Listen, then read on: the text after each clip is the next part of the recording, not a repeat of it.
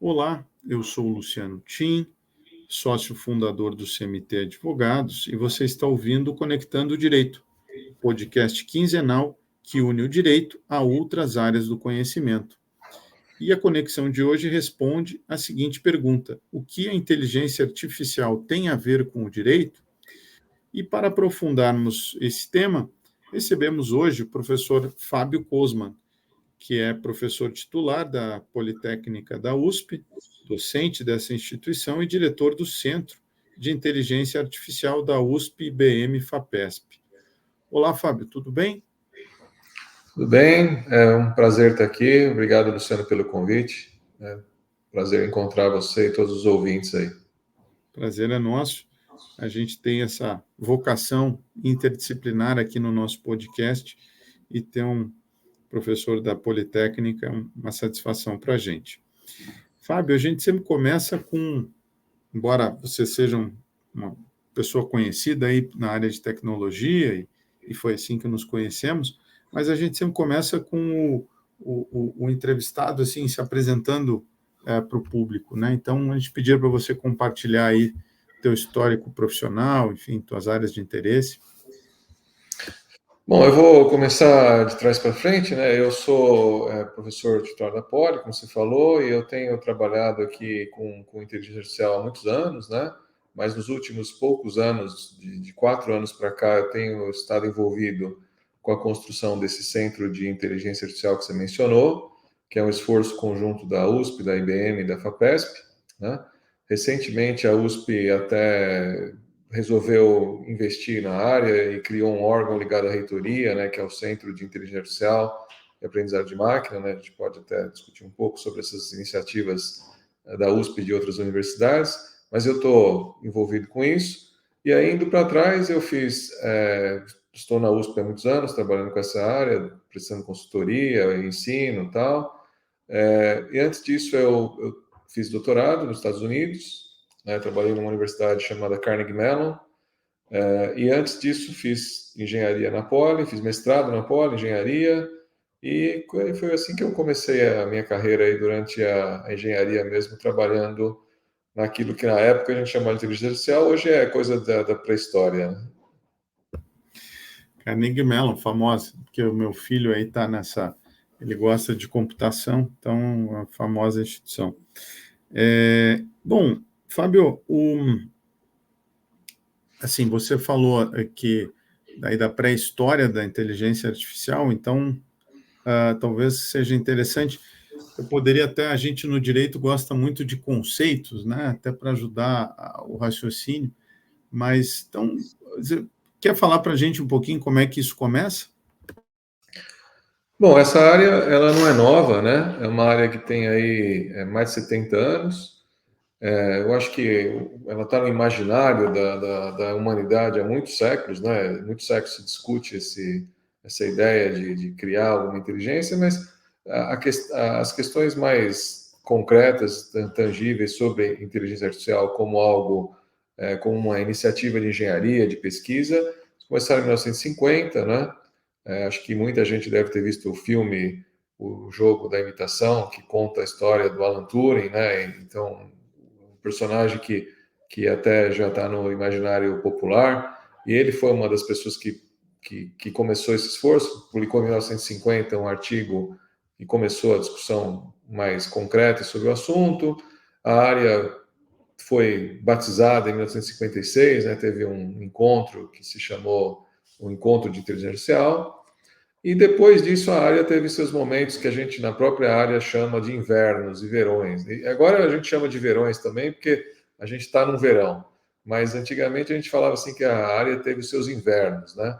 Então teve momentos que houve grandes promessas, as promessas depois acabavam... As promessas eram mais ficção científica do que realidade, aí faltava verba, inverno e tal, depois voltava um momento de euforia, e eu acho que agora a gente está vivendo o inverso do inverno, né? A gente está num super verão, as coisas estão indo muito bem na área e talvez algumas coisas sejam excessivamente otimistas, talvez outras excessivamente pessimistas, mas dá para imaginar que a área está consolidada e não é um verão passageiro, né? Perfeito. E aí, então, eu te perguntaria o que você entende hoje por inteligência artificial? Olha, essa área, se você for olhar os livros assim, mesmo quando eu fiz doutorado, que eu mencionei, a gente discutia como era difícil definir a área, né? É uma área muito difícil de definir, porque numa forma muito simplificada ela é fácil, o pessoal está preocupado em construir dispositivos computacionais, né? São computadores, poderia ser qualquer coisa, mas são computadores no fim das contas, que reproduzem aspectos da inteligência. Só que é muito difícil definir o que é inteligência e os limites da inteligência, né? E o próprio ser humano, eu acho que a gente tem uma flexibilidade, uma maleabilidade muito grande em relação a esse conceito, e eu acho que isso se reflete até em questões regulatórias, porque é difícil definir o objeto que está sendo regulado, né? Então a gente mesmo diz que o cachorro é inteligente, às vezes, o golfinho é inteligente, o GPS está falando. Então a gente tem uma capacidade uma flexibilidade em relação a esse conceito que torna mais difícil ainda o que já é difícil por si só, né? Que é definir o comportamento inteligente. Eu acho que no fundo o que se pretende é fazer alguma coisa que consiga representar conhecimento, representar regras, raciocinar, tomar decisões, né? Tomar decisões de forma racional, aprender com a experiência. Então, os programas que atendem um subconjunto, ou todos esses requisitos que eu falei, acabam entrando nesse rótulo de inteligência artificial. E eu acho que hoje, como a área ficou famosa, acaba caindo tudo lá dentro, né? Quem consegue colocar alguma coisa com esse rótulo, coloca, né? Então ficou muito amplo, né? Mas eu acho que pensar em artefatos que tomem decisões, aprendam, raciocinem, é um bom caminho, e inclusive é o caminho que a Unesco adotou. A Unesco, talvez um dos vários órgãos, mas talvez um dos órgãos que está mais seriamente olhando para essa área, para falar de ética e discriminação e comportamento ético e tal, eles publicaram uma definição de inteligência artificial que vai nessa linha que exatamente como eu falei. Dispositivos que podem aprender, raciocinar, tomar decisões de uma forma ampla, mas caracterizando dessa maneira.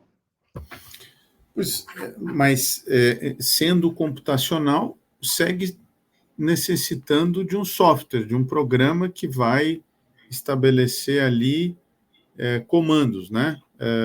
Eu sou da época do Basic, né? If I then go to Basic. Então, assim, segue sendo um programa ou não, Fábio? Sim, não, segue sendo um programa e certamente é isso que acontece lá dentro. É um programa com regras claras. Agora, eu acho que a gente está chegando hoje no limite de questões assim difíceis, né? De questões quase filosóficas, né? Sobre o que é criatividade, o que é você gerar algo do nada. O que acontece na inteligência artificial de hoje, né? Essa inteligência que está. Existem várias técnicas de inteligência artificial, algumas que têm tido mais e outras têm tido menos sucesso, né? A gente poderia discutir várias técnicas, mas aquela que realmente está chamando a atenção é aquela onde você basicamente coleta uma grande quantidade de dados. Esses dados às vezes são textos, às vezes são imagens, às vezes são os dois, às vezes são músicas, né? E você extrai padrões e reproduz esses padrões, gerando novos textos, novas imagens, novas músicas. E é surpreendente, né, que só extrapolando aquilo que já foi escrito ou filmado, o resultado seja tão, entre aspas, inteligente, né? Eu acho que isso diz um pouco sobre o que é inteligência, sobre o que é, assim, o quanto daquilo que a gente fala é apenas uma reprodução daquilo que a gente já viu. Mas seja como for, é isso que a inteligência de hoje está fazendo, né? Agora, o quanto que isso pode gerar algo criativo, o quanto pode extrapolar o que já foi feito, é difícil dizer, é uma questão realmente para debate, né? Claro, mas então, quer dizer, permanece neste momento sendo algo que um humano programa com com comandos e que talvez a diferença, claro, estou pegando o caso lá da década de 80, do BASIC, do COBOL, né? Quer dizer, extrapola-se de tal modo que essa programação permite algum aprendizado lógico, vamos dizer assim, textual, né? Matemático, ou Sim, não?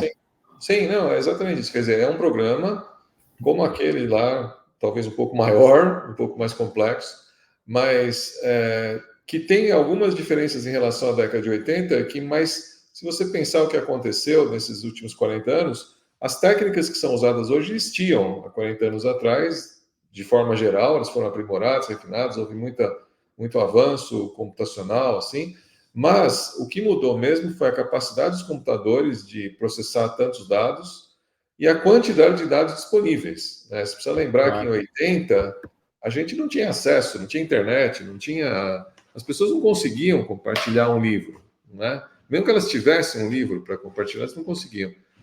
Então, essa mudança, era muito difícil produzir uma imagem. Como é que você produzia uma imagem? Você tinha que comprar uma câmera, a câmera era caro. Hoje em dia, qualquer pessoa, qualquer pessoa consegue gerar muitas imagens, porque tem celular, tem tudo. Então, a mudança que houve foi uma mudança assim de quantidade de computação e de dados, né? E é surpreendente que isso permita você extrair padrões tão sofisticados a ponto da gente olhar o que está sendo produzido pelo computador e achar, nossa, isso aí está realmente interessante, né? Mas fundamentalmente é esse processo. Sabe que eu estava lendo um, um economista, é um psicólogo comportamental, que é o Kahneman, que escreve com o Tversky, eu não sabia que ele era estatístico, mas ele diz que a maioria dos problemas da pesquisa hoje empírica é que a amostra é pequena, né? Quando você aumenta a amostra, você começa certas conclusões precipitadas, né? Tipo, consumir carne, aí quando vê aumenta a amostra, isso era um problema de amostral, né? Mas, quer dizer, no fundo, agora a amostra começa a ficar começa a ficar talvez muita coisa predizível com o aumento da amostra do ponto de vista estatístico, né? Sim, sim, sim. E se a gente... É mais ou menos o que eu dissesse assim, olha, se eu coletar todas as palavras que você já falou, quanto que eu vou conseguir acertar da próxima palavra que você vai falar? Eu vou conseguir, uma boa parte. E vai ter uma fração Sim, que é o que você está realmente colocando ali, criando, né? sim. Isso é muito interessante. E, de fato, se a gente pegar um dos...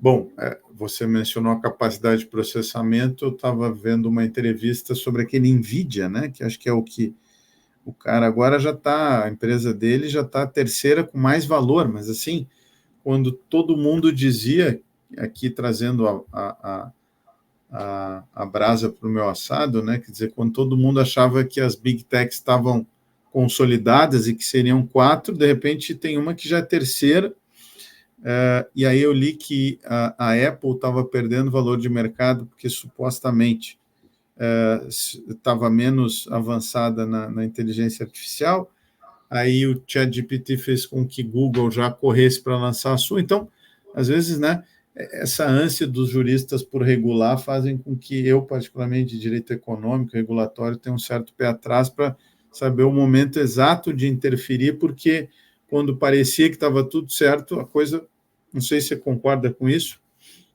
você que é da área, você imaginava que essa NVIDIA viraria a terceira mais valorizada, assim, em tão curto espaço de tempo?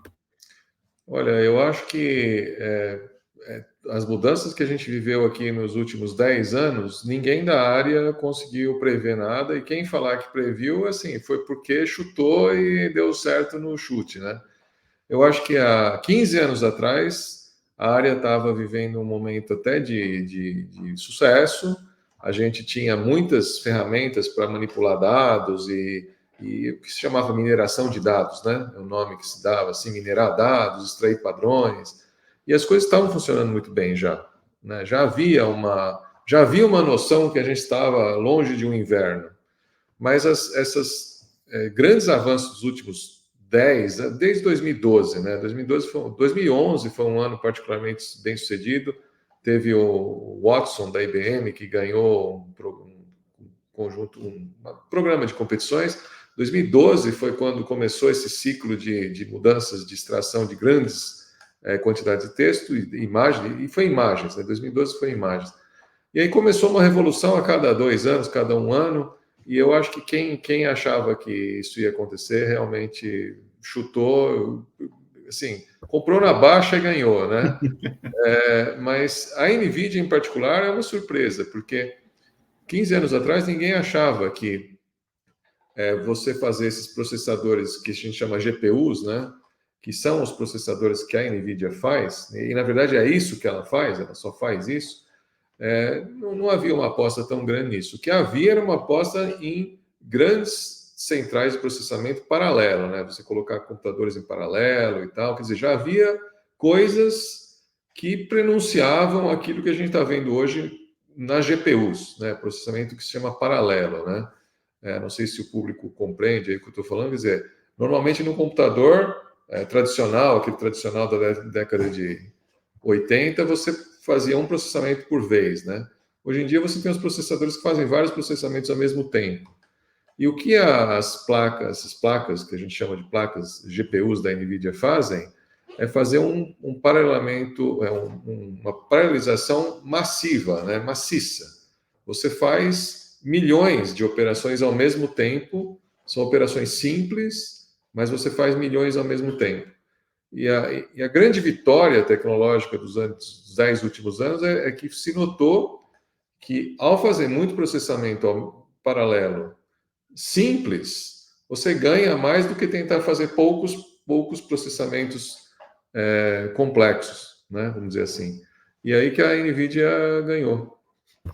E ela, Fábio, pelo que li, ela fazia especialidade em videogame que necessita, pela complexidade, muito processamento. E aí o cara redirecionou e... Isso. Sabe é até fácil entender, quer dizer, você tem as imagens, se você vê um filme lá, você vai ver um filme de animação Shrek lá. Na verdade, para fazer a imagem, para gerar a imagem, você tem que trabalhar pixel a pixel, né, ponto a ponto, e fazer muitas operações ao mesmo tempo. E são operações simples, né? Você tem que calcular a cor num ponto e várias vezes, e vários pontos. Então, essas placas dessas GPUs que eu estou falando da NVIDIA, elas serviam para isso, né? E, de repente, se notou que servia para outras coisas também, né? E eu acho que eles deram uma tremenda sorte, né? Que, óbvio, eles têm a capacidade de tecnologia, mas eu acho que para chegar onde eles chegaram, eles tiveram uma ajuda da sorte. O pessoal de inovação chama muito de como é que será que fala em português, né? Serependitização, né? Aleatoriedade, acho que é melhor. Mas a Coca-Cola, acho que também parece que era um remédio que virou um refrigerante. Parece que alguns remédios, ou enfim, que medicamentos, né, se é o nome que eles preferem da indústria, que começa com uma coisa e termina com outra. E é curioso que, no fundo, é isso. Quer dizer, o cara começa... Eu acho que não é o nosso tema aí, mas eu li que essa BYW, essa de carros, né? O CEO também era fabricante de bateria, e aí ele tinha bateria. Então, e se a gente for nessa mais famosa aí, que tem se falado mais, que acelerou todo o processo, a empresa o ChatGPT, né? Que eu confesso para você, quando eu fiz o meu pós-doc em Berkeley, lá na área jurídica, Law and Economics, né, muitos já pensavam que a Califórnia poderia entrar em decadência, que não é mais o mesmo, mas, de novo, as duas empresas estão lá, e é difícil explicar porque que sempre acontece lá, né? Porque, poxa, Costa Leste tem o MIT, mas, no fundo, o Sam Altman também está lá. Fábio, é também uma linguagem, é também uma programação, como mutatis mutandis, o que a gente vem falando aqui? Também é uma modelagem? O ChatGPT é exatamente isso, é um programa que realiza uma quantidade muito grande de operações simples, né? Ele é um programa que implementa, ele executa um modelo que a gente chama de rede neural, né? Esse nome é um pouco ambicioso, tá? Não tem uma tentativa de imaginar como é que as nossas redes neuronais funcionariam, mas é um modelo muito simplificado. E é simplificado no sentido que você tem operações muito simples. São somas, subtrações, comparações, são coisas simples, mas em grande quantidade, né? E a ordem que isso acontece, as exatas somas e subtrações que são executadas e tal, elas são aprendidas, né? E talvez precisam desmistificar um pouco o que é aprender nesse caso. Você pega grandes quantidades de documentos e você obriga o computador a ajustar as operações que são feitas na ordem, a ordem que elas acontecem, as operações exatas que são feitas, de maneira que que o programa consiga prever as palavras dos vários textos, né? Então é um processo de aprendizado, aprendizado não no sentido humano, né? Aprendizado em que você pega um texto e você apaga uma palavra, você diz assim, estava voltando e com o pão quente na mão. Então você vai ter que imaginar, bom, o que era? Era uma padaria, voltando da fazenda. Então o computador fica tentando ajustar as operações para acertar as palavras. E como isso é feito, assim, não são 2, 3 palavras, são bilhões de palavras, né? São bilhões de textos. Essas operações também são simples, mas são muitas. Então o ajuste é feito e esse ajuste transforma aquilo ali num grande preditor de próxima palavra, né? E a quantidade de palavras que ele acerta é impressionante. E é isso que a gente vê no ChatGPT. Sim, sabe que eu brinco que é tão interessante isso, e aí é uma brincadeira que fala-se também que você mencionou essa expressão rede neural, que também faz uma alusão ao ser humano. Os advogados, juristas, têm muito medo do viés de computador, né? E eu diria que o ser humano também tem muito viés, né? Então, no fundo, tem muita gente que não quer ser julgado por um computador. Eu tenderia a preferir, porque na média talvez tenha menos viés do que um ser humano, mas eu falo isso às vezes um pouco forte, porque eu acho que o judiciário brasileiro é muito, mas é uma opinião minha, muito, você não precisa opinar sobre isso, mas ele é muito indisciplinado em relação a precedentes. Eu acho que se tivesse um precedente vinculante, humano, talvez a tendência de uma máquina, desde que, né, bem testada, etc., talvez eu até preferisse, né, como indivíduo, o advogado ser julgado lá. Mas você mencionava esse aprendizado, né? A brincadeira que eu ia te comentar que eu fiz é que eu tive um caso judicial e aí eu queria saber como é que estava o entendimento nos Estados Unidos daquele tema, né? E aí consultei o ChatGPT e aí a expressão alucinar, que é outra menção ao ser humano, né? Que também é um pouco pretensiosa, né? Mas o fato é que o computador, né, ali, o prompt, enfim, me indicou um artigo que dizia exatamente o que eu precisava, de um professor que existe, que publicava sobre o tema. Eu achei genial porque, possivelmente, se aquele artigo não existia, mas publicar na Harvard Law Review, sobre um tema que o cara publicava, que ele é tão bom que ele escreveu o artigo que o cara escreveria caso fosse escrever, né? Porque era exatamente assim, você pegava os 3 artigos do cara, ele não falava sobre esse tema específico, mas, estou brincando, mas se ele fosse falar, ele falaria aquilo. Então, possivelmente, nem bem uma alucinação é.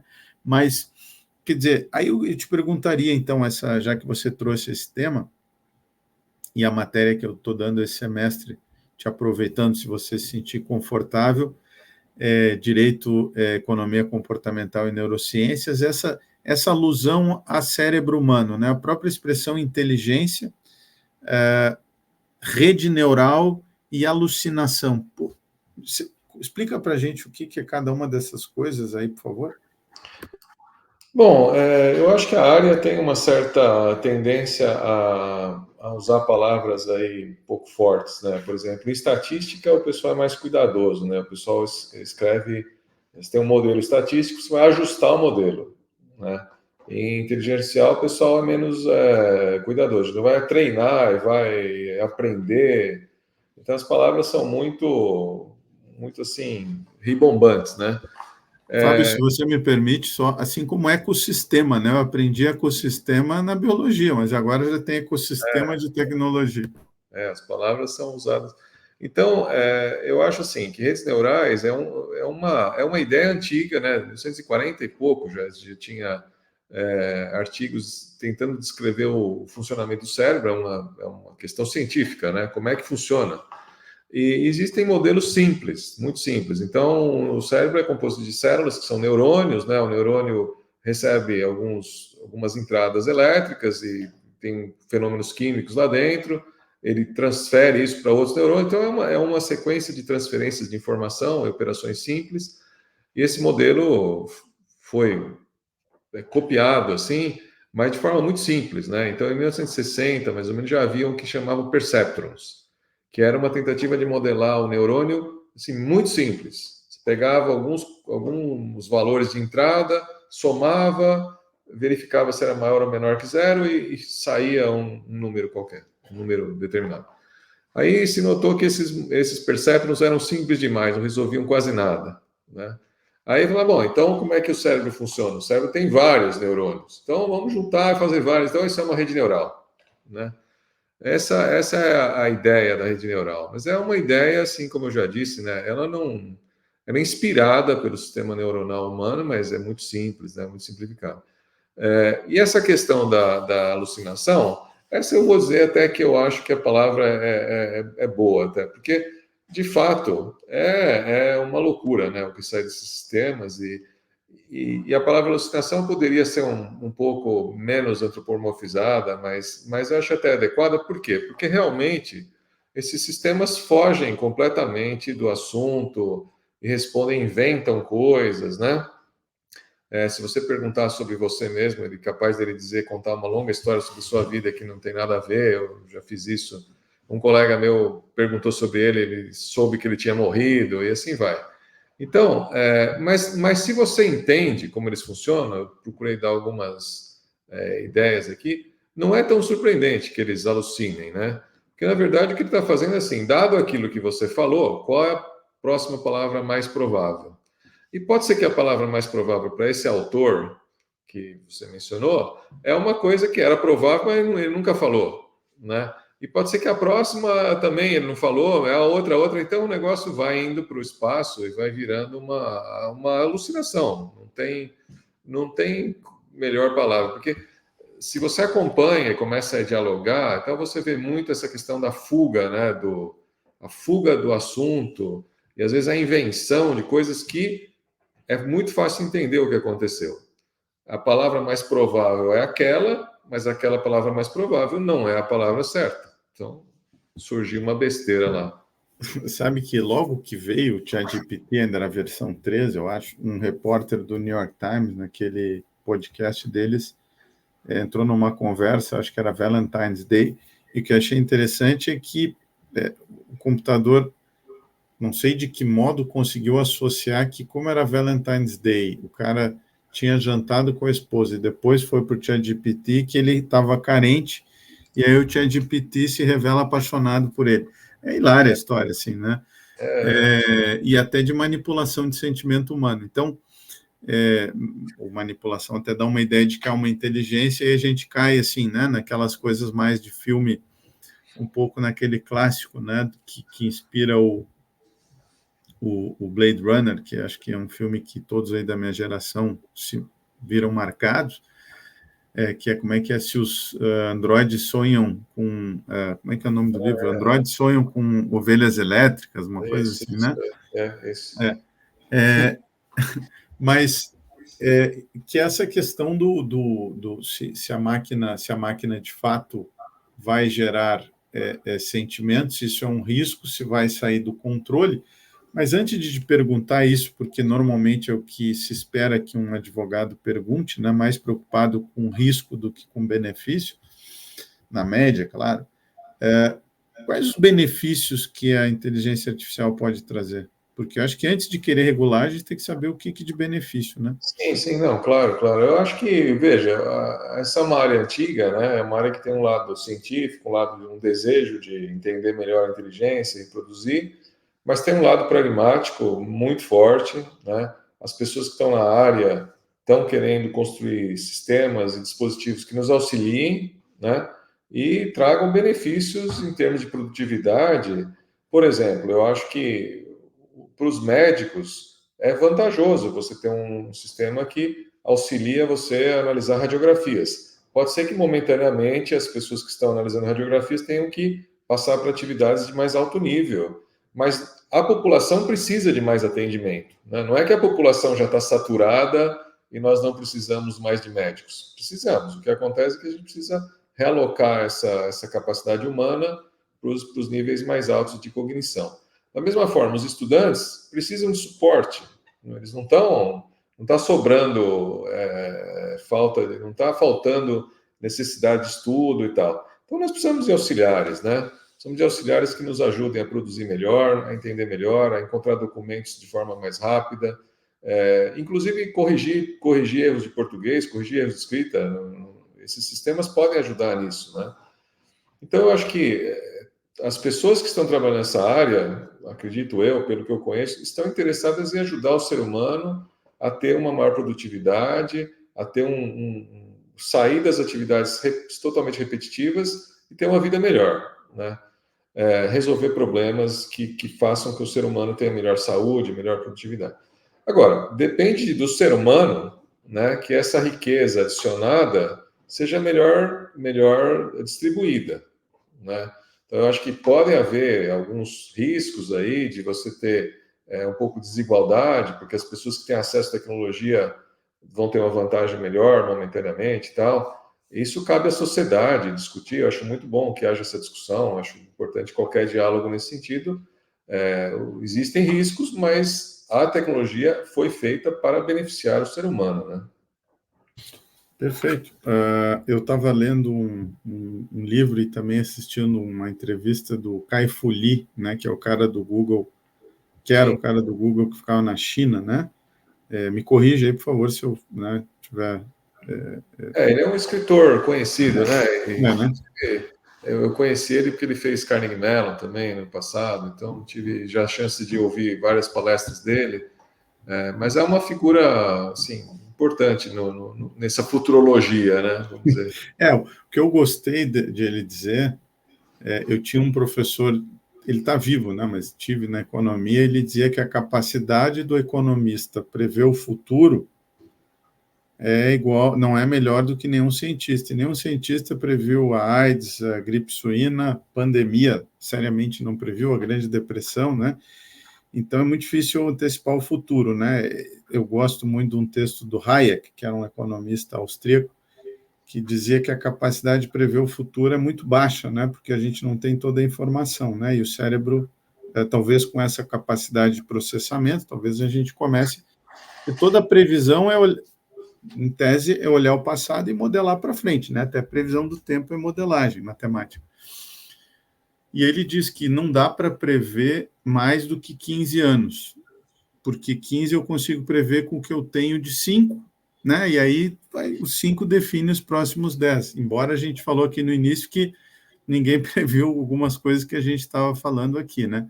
Mas me parece mais razoável do que essas manchetes que eu pego, assim, assusta muito o pessoal do direito.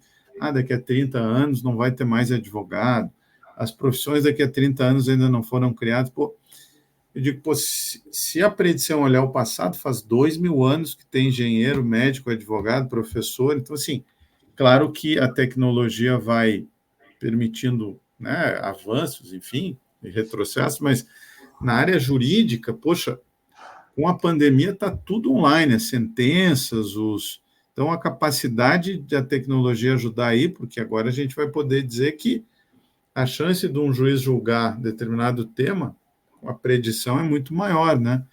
Então isso ajuda as pessoas a se organizarem, se previrem. Agora, indo então ao que é o tema do momento, que as pessoas, porque assim também, né, Fábio, faz pelo menos 200 anos que dizem que a tecnologia vai destruir os empregos, né? E nunca, né, teve o Malthus que previu que... Só que a tecnologia sempre cria uma outra coisa. E as pessoas iam morrer de fome, daí depois não morreram. O mundo está até melhor, segundo o Pinker, né, em termos de dados, embora nessa tua área aí de computação a dominância dos asiáticos é incrível, né? Não sei se você concorda ou não. O que você diria? Os asiáticos realmente vai ser o século deles, o 21? Olha, também prever tão longe eu não sei, mas eu sei dizer que realmente assim, há uma presença muito grande, né? Então, assim, e aliás, espantosamente grande, porque quando eu estava na faculdade, assim, os japoneses estavam aparecendo como força econômica espetacular, né? E com isso eles têm, de fato, demonstrado que tem mesmo, né? Tem uma força cultural, né? Meu filho era um fã de Pokémons, etc. Assim vai. Então, essa coisa do Japão aconteceu. Na época, se achava que o Japão ia dominar o mundo. Eu me lembro que na área de inteligência artificial, até para conectar com o nosso tema aqui, o Japão lançou em 1980, mais ou menos, o programa da quinta geração dos computadores, que eram os computadores que iam pensar e tal. Depois aquilo acabou desaguando num tremendo do inverno, né, de decepções e tal. Então, essa coisa de prever muito futuro é difícil. Mas, da mesma forma como o Japão despontou, eu acho que a China tem uma presença incrível na área hoje, uma coisa que há 10 anos atrás não tinha, né? Eu nunca vi uma mudança tão grande em termos de participação de um só país. E nas últimas conferências que eu tenho ido, eu tenho visto muita presença da Coreia também, né? Muita presença, assim, maciça. Então, de fato, eu vejo uma presença asiática muito grande, mas também eu vejo que, bom, tudo bem, trabalham e são pessoas que estão contribuindo, né?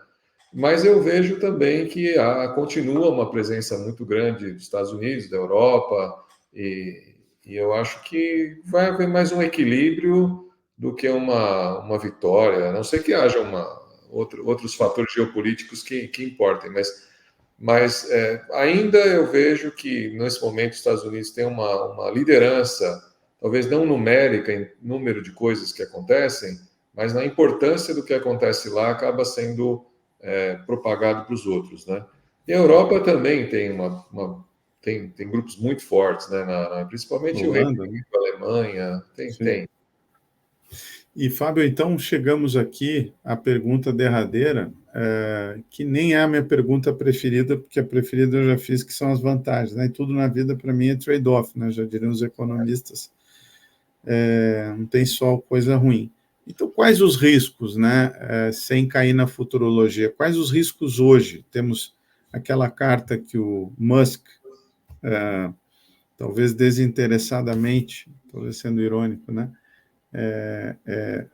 Escreveu, e aí tentaram aproveitar que agora tá uns filmes, né? O filme do Oppenheimer, e tem um documentário bom também do Einstein, né?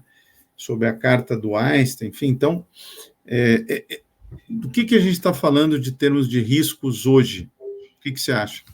Bom, sim, eu acho que a imaginação humana é fértil, né? Eu acho que existem muitos riscos potenciais, mas tem muitos que estão muito distantes, que eu acho que realmente não. Quer dizer, nós estamos muito longe do robô que vai sair por aí dando tiro, que nem no cinema, muito longe. Assim.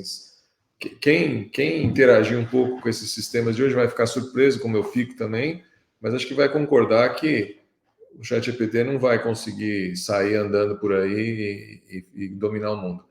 Então, eu acho que esses não são riscos importantes no momento. Eu acho que existem outros riscos, né, que são razoáveis, que precisam ser controlados. Então, o risco do mau uso, né? Então, por exemplo, a Europa definiu algumas áreas de alto risco, algumas inclusive estão proibidas, que serão proibidas quando entrar o AI Act, né, que é a legislação que eles aprovaram recentemente. Então, por exemplo, você não pode ver o perfil da pessoa para vender um produto em certas situações. Você não pode reconhecer pessoas usando imagens na rua, assim, para com determinadas finalidades. Então, eu acho que tem alguns riscos de invasão de privacidade, de invasão mesmo da vida humana, que precisam ser regulados, né? Precisam ser controlados, precisam ser entendidos. Existem riscos, assim, eu diria, menos tangíveis, mas são importantes. Por exemplo, se você tem um sistema que controla tudo, você pode ter uma perda de representação democrática, né? Você nem sabe por que as coisas estão acontecendo. Então, eu acho que isso cabe ao ser humano manter o controle, né? Não manter o controle democrático sobre as coisas que acontecem. Existem riscos do mercado de trabalho, né? O mercado de trabalho será afetado, é afetado, já foi afetado por tecnologia muitas vezes. Eu estou mais do lado dos otimistas, né? Eu acho que a gente vai ter que lidar com o retreinamento da população, mas no fim das contas, o aumento de produtividade é a única maneira do ser humano evoluir, assim, socialmente, em grande escala. Eu acho que isso tem que ser redistribuído, o ganho, mas eu acho que no fim das contas, assim, o lucro líquido vai ser positivo para a humanidade, né? Para chegar lá, eu acho que é necessário isso daí, retreinar, repensar como é que a educação vai ser feita. A educação tem que ser feita a mais longo prazo, né? E tem alguns riscos que são, assim, mais corriqueiros, eu diria, que são riscos, assim, de mau funcionamento, né? Então, você tem um carro autônomo, o carro autônomo vai passar a ter alguns riscos de atropelar a gente, de tomar decisões. Eu posso atropelar esse ou aquele, o que eu faço? Quem que vai ser responsável por isso? Então, essas são questões, eu acho, mais reais mesmo para a regulação. Eu não sou advogado, não trabalho com isso, mas eu acho que existem algumas questões que são importantes mesmo, que precisam de regulação, e tem outras que são quase que ficção científica. Eu acho que o Brasil deveria ir com calma, eu acho. Essa seria a minha principal comentário a respeito de legislação, né? Acho que deveria, né, Fábio? Concordo contigo, a começar a ensinar computação nas escolas, né? Porque tem atos de governos nível federal, estadual, que querem proibir o ensino de computação, que eu acho um contrassenso, né? Nas escolas, né? Então, realmente, os governos, no texto do Caifuli, ele diz que nós permaneceremos humanos e, como tal, por exemplo, certas atividades econômicas relacionadas à prestação de serviços vão sempre existir, porque o ser humano sempre busca experiência, né? Então, somos sensoriais. Então, mas o que ele diz também é que a tecnologia vai avançar na inversa proporção de sindicatos resistirem. Então, por exemplo, um sindicato muito forte é o dos advogados, né? Então, imagine você que a OAB conseguiu entrar com uma ação nos anos 2000 contra a informatização da justiça. Eu fico imaginando se na pandemia a OAB tivesse ganho, por sorte ela perdeu. Outro sindicato forte é dos professores, né? Os professores resistem muito no Brasil, avaliação, os professores resistem muito à avaliação, e essa, possivelmente, para os estudiosos, é uma das causas da gente não evoluir tanto. Mas aí a gente vai sair, Fábio, e do tema aqui da inteligência artificial, e aí, assim, eu te perguntaria derradeiramente,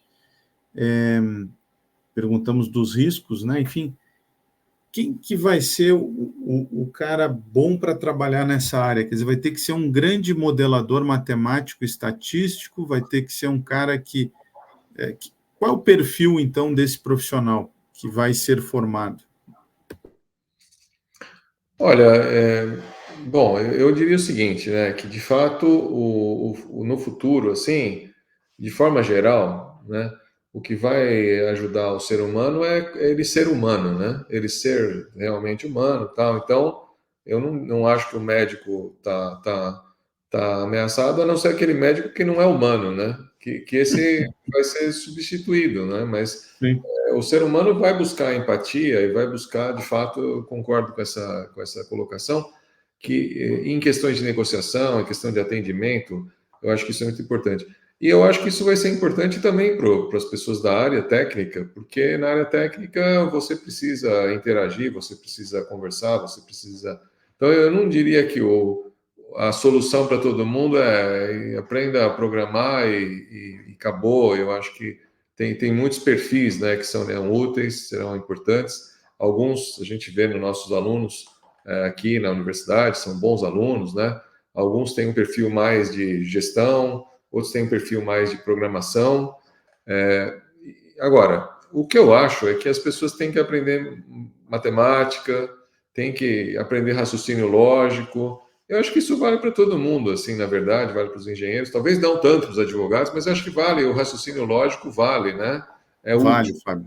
Sabe que eu digo para os meus alunos e alunas que o direito é a última fronteira da estatística. Tem um campo aí que é a jurimetria, não dá mais para o cara aquela piada de que eu digo para os meus alunos, eu não sei matemática. É muito ruim, ainda mais para esse mundo que não precisa ser o cara que vai, né, programar, ou vai ser o as da programação, mas enfim, vai ter que dialogar, né, e vai ter que estar aberto a isso, porque de fato acredito eu que aquele profissional do latim, do falar difícil, aliás, a próprio CNJ, que é o órgão do Supremo, do Judiciário que formula a política pública, com toda a razão, não quer que as cortes usem, né, essa linguagem meio parnasiana, né, que ninguém consegue entender, que é uma certa o uso até de exclusório, assim, né, de não compreensão. Então, se a, se, é um, se a inteligência artificial é um programa, é uma linguagem, né, que aprende,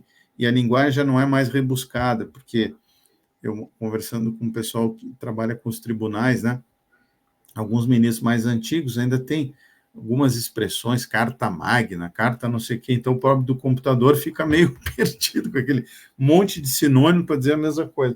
Mas, Fábio, eu vou te agradecer aí pelo teu tempo. Os economistas dizem que o tempo é um bem escasso, né? E sendo escasso, ele é muito valioso.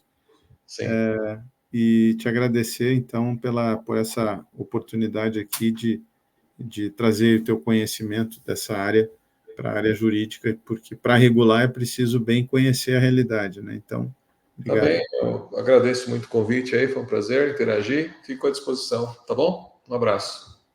Um abraço.